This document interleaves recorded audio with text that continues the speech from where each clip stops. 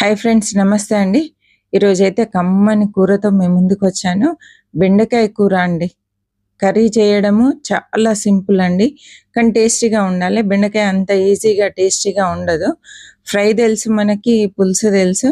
కానీ టమాటా కూర కూడా తెలిసి ఉంటుంది అందరికీ, టమాటా వేసి చేసేది. ఇలా కర్రీ మాత్రం చాలా బాగుంటుందండి. తప్పకుండా ట్రై చేయండి. దీనికోసం ఇలాంటి లేత బెండకాయలు తీసుకున్నా అండి. చూడండి ఎంత లేతగా ఉన్నాయో. ఇంకా ప్రాసెస్ స్టార్ట్ చేసుకుందాం. నమస్తే అండి, నేను మీ Jyotsna. Welcome to my channel housewife kitchen creatives easy recipes అండి.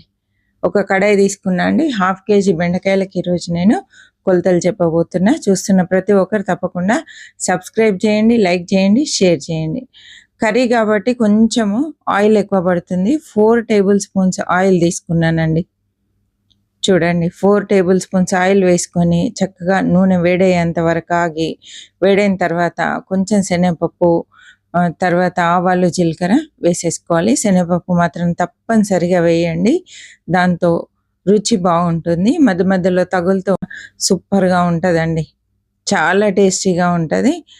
ఇప్పుడు 2 ఉల్లిపాయలు పెద్ద సైజు ముక్కలు కట్ చేసి వేసాను. కొంచెం పెద్దగా వేసుకోవాలి, మరి చిన్నగా కాకుండా ఈ సైజులో కట్ చేసి వేసుకోవాలండి. ఇవి కొంచెం లైట్గా మగ్గితే సరిపోతుంది. నేనైతే మీడియం ఫ్లేమ్లో పెట్టి చక్కగా ఆనియన్స్ వేపుతున్నాను.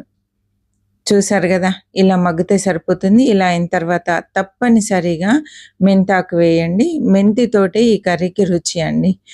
కమ్మటి రుచి రావాలంటే బేబీ మెంతి తప్పనిసరిగా వేయండి. ఒకవేళ మెంతాకు లేకపోతే కసూరి మెంతి అయినా పర్లేదు, తప్పనిసరిగా వేయండి. దీంట్లో మనం కారం వేయం కాబట్టి రుచికి సరిపడా పచ్చిమిరపకాయలు వేసుకోవాలి. నేనైతే 2 పచ్చిమిరపకాయలు చిన్న ముక్కలుగా కట్ చేసి వేసాను. చాలా స్పైసీగా ఉన్నాయండి, అందుకే 2 వేసాను. మీరు తినే కారాన్ని బట్టి పచ్చిమిర్చి వేసుకోండి. ఇలా చక్కగా వేగిన తర్వాత 1/2 టీ స్పూన్ అల్లం వెల్లుల్లి పేస్ట్, 1/2 టీ స్పూన్ పసుపు వేసేసి అల్లం వెల్లుల్లి పచ్చివాసన పోయేంత వరకు ఫ్రై చేసుకోవాలండి. ఇలా చక్కగా అంతా ఫ్రై చేయాలి, మాడకుండా చూసుకోవాలి.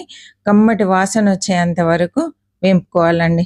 ఇంకా మీకు తెలిసిందే, అల్లం వెల్లుల్లి కమ్మటి వాసన అంటే మనము వంట చేస్తున్నప్పుడు మనకందరికీ తెలిసిన విషయమే. వేగిన వాసన చాలా కమ్మగా వస్తుంది. ఇలా వేగిన తర్వాత బెండకాయలు వేసుకోవాలి. ముఖ్యంగా బెండకాయ విరిగిపోకుండా మనం ఈరోజు ఈ కూర చేసుకోబోతున్నామండి. ఈ కూర అయితే డైట్ రెసిపీస్కి, తర్వాత చపాతీలోకి, రైస్లోకి అద్భుతంగా ఉంటుంది. మనం బెండకాయలు వేసిన తర్వాత వెంటనే ఎలా కలిపినా ఏం కాదండి, చితికిపోవు. కాబట్టి ఎలాగైనా కలపొచ్చు. ఇలా చక్కగా అంతా మిక్స్ అయ్యేలాగా కలిపి మూత పెట్టాలి. జిగురు తగ్గేంత వరకు మధ్య మధ్యలో కలుపుతూ మనము దీన్ని ఉడికించుకోవాలండి బెండకాయల్ని. చూడండి, ఇప్పుడు జిగురు స్టార్ట్ అయింది. ఈ టైంలో కొంచెం జాగ్రత్తగా మనం కలపాలి బెండకాయల్ని, లేకపోతే చితికిపోతాయి.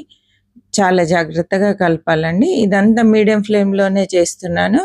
మళ్ళీ మూత పెట్టేసి ఇంకాసేపు ఉంచేసి మగ్గిన తర్వాత చూద్దామండి. ఇప్పుడు చూద్దామండి. చూసారా, కలర్ మారిపోయాయి, బెండకాయలు చక్కగా ఉడికిపోయాయండి. బెండకాయ ఉడకాలి కానీ వేగొద్దండి. జిగురు కూడా తగ్గిపోయింది. చూడండి, జిగురు కూడా తగ్గిపోయింది. సాధారణంగా బెండకాయకు జిగురు ఎక్కువ ఉంటుంది, కానీ కాసేపు మనం వదిలేసామంటే ఆ జిగురు అంతా తగ్గిపోతుందండి. ఈ జిగురు తగ్గేంత వరకు సాల్ట్ వేయొద్దండి. ఇలా జిగురు తగ్గిన తర్వాతనే ఉప్పు వేసుకోవాలి. రుచికి సరిపడా ఉప్పు వేయండి. బెండకాయలు ఉప్పు చాలా తక్కువ పడుతుంది, కారం మాత్రం అవసరం లేదండి. ఉప్పు మాత్రమే వేసుకోవాలి. ఉప్పు వేసేసి చక్కగా ఇలా అంతా కలిపేయాలండి. కలిపేసి ఒక్క 2 నిమిషాలు ఉంచి తర్వాత చక్కగా కొత్తిమీర జల్లేసుకోవడమే అండి. మనం ఉప్పు వేసామంటే ఇంకా ఎక్కువ టైం పట్టదు, కర్రీ త్వరగా అయిపోతుందండి. అంటే పూర్తిగా అయిన తర్వాతే చివరిలో మనం ఉప్పు వేస్తున్నాం కాబట్టి మరి ఎక్కువ టైం పట్టదు. చూసారు కదా, ముక్కలు విరిగిపోకుండా చక్కగా ఉడికిపోయాయి. ఉడకడం వేరండి, వేగడం వేరు. ఇదైతే మనము కర్రీ కాబట్టి ఉడికించాము. మెంతి వేయడం మర్చిపోవద్దు, కొత్తిమీర వేయడం మర్చిపోవద్దు. వీటి వల్లనే కూరకు రుచి వస్తుంది. తప్పనిసరి శనగపప్పు కూడా వేయండి. చక్కగా సర్వింగ్ బౌల్లోకి తీసుకున్నానండి. ఇది రైస్‌లో, చపాతీలో, పూరీలో దేంట్లో అయినా అద్భుతంగా ఉంటుంది. నేనైతే ఈ కర్రీ పెద్ద కప్పు నిండా అన్నంలో తినేస్తా అండి. చపాతీకైనా, రైస్‌కైనా పెద్ద కప్పు నిండా తినేస్తాను. అంత టేస్టీగా ఉంటది. ఊరికే ఫ్రై కర్రీస్ కాకుండా ఇలా హెల్తీగా ఒకసారి ట్రై చేయండి. ఇంట్లో అందరికీ నచ్చుతుంది. చాలా టేస్టీగా ఉంటదండి. బెండకాయ ఇష్టం లేని వాళ్ళు గూడా ఇష్టంగా తింటారు. చూసారు గదండీ! సింపుల్ రెసిపీ మీకు నచ్చిందనుకుంటున్నాను. నచ్చినట్లయితే తప్పకుండా లైక్ చేయండి, షేర్ చేయండి, సబ్స్క్రైబ్ చేయండి. మరి ఒక మంచి రెసిపీతో మళ్ళీ కలుద్దాం. అప్పటి వరకు సెలవండి. చివరి వరకు చూసినందుకు థాంక్ యూ సో మచ్ అండి.